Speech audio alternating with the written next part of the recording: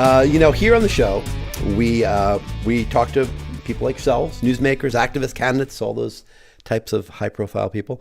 But one of the things about politics today is that people kind of tend to talk like politicians a little bit, right? I mean, they kind of don't really let it fly. Mm-hmm. And we kind of try to avoid that a little bit here on NorCal News Now. So as we get away from that, we want to start with a little curveball, if we can. I'm ready. Okay. All right. So we'll start by curving. We all have our flaws. We all have bosses. We can all be in bad moods, whatever the case may be.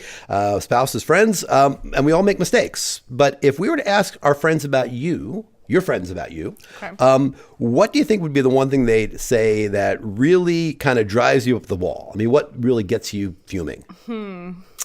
That is a great question, Mike.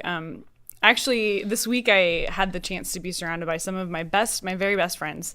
I was at a work trip, one of my last work trips I'm going to be taking for a while, and I was surrounded by 20 of my best friends. That's my life. I work with my friends.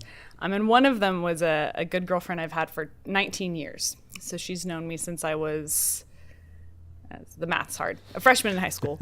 And we were talking about this in one of our team building sessions. We were talking about, what in the work environment makes you mad? And I couldn't think of anything because I, of course, see myself as very mild-mannered. So I asked her, and I was like, Angela, what fires me up? What makes me mad? And she, more quickly than I would like to admit, rattled off a list of scenarios in the pretty recent history that she's like, well, you got fired up about this and this and this and this. And I was like, whoa, take it easy. But we dug in a little bit, and I realized that all of the scenarios, all the situations she was describing were scenarios where I had perceived that there was an injustice somewhat in there, or I had perceived one entity or one party was being prejudiced against another party. A good example that she brought to my attention that I didn't really remember was we were working with a company, with a nonprofit that helps smallholder farmers in East Africa utilize more sustainable practices. And we were designing some curriculum for them, and I'd been tasked with the job of incorporating some subject matter expert feedback into the curriculum.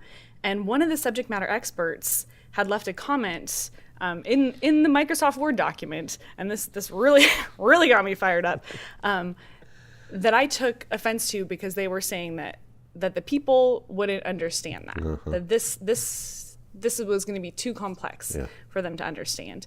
And having worked abroad, having worked in those contexts before, I can't fully understand, but I can see their reality.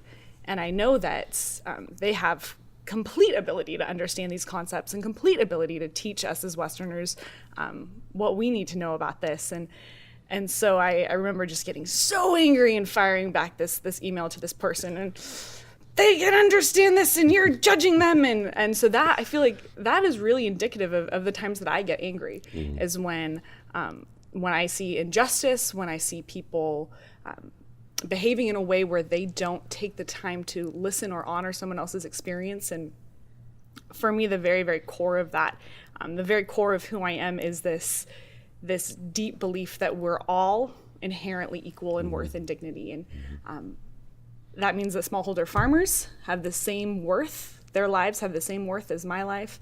That means that people in Siskiyou County have the same worth as people in Butte County, and that we're all inherently equal. And so that is such a driving force in my life that when I feel that violated, do I get fired up. Watch out, world. Do you think that has a kind of a resonance for what you're doing now? Because I think there's this tendency to think that, politicians can parachute in and solve problems for people that are on the ground. But you really can't do that from Washington for people here really in District 1, right? You really have to kind of walk in the shoes of the people who really understand what they're doing. Absolutely. And that's exactly what we've been doing on my campaign the last 10 weeks. It's only been 10 weeks.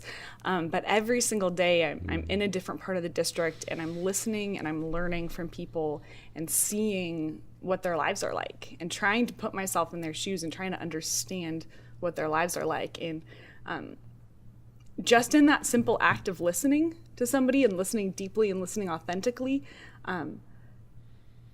that is a service because when people feel heard and they feel seen and acknowledged, they feel like they have a voice in the system. And there's so many of us across the North State that feel disenfranchised with the system and see that the system is broken.